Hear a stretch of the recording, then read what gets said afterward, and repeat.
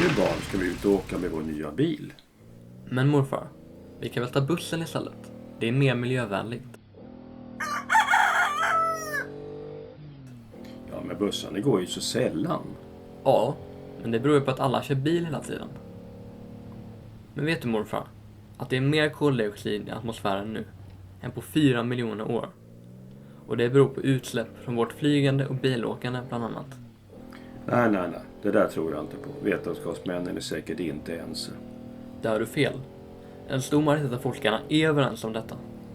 Men Sveriges utsläpp i världen är ändå så små globalt sett att vi kan strunta i dem. Fel igen. Den rikaste 10% av världsbefolkningen, och hit hör Sverige, släpper ut mer koldioxid än de övriga 90% tillsammans. Ja, men i veckan körde jag in till stan och vilka köer. Det var klimatrebeller som limmat fast i asfalten i protest mot biltrafiken. Vilka idioter. Man måste kunna ta sig till jobbet. I storstaden där du bor behöver man inte köra bil till jobbet. Det finns något som heter kollektivtrafik. Och jag tycker att klimatrebellerna gör rätt. Men här måste jag protestera. Det finns andra sätt.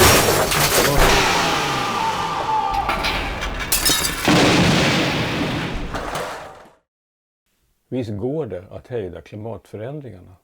Fast det kräver politiker som vågar och inte bara tänker på att vinna nästa val på vilken politik som helst. Och vilka är lösningarna då? Lyssna på forskarna, inte på mig, säger Greta Thunberg. Och vad säger då forskarna? Energisektorn måste elektrifieras till 100%. Elektrifiering måste bygga på förnybara energikällor.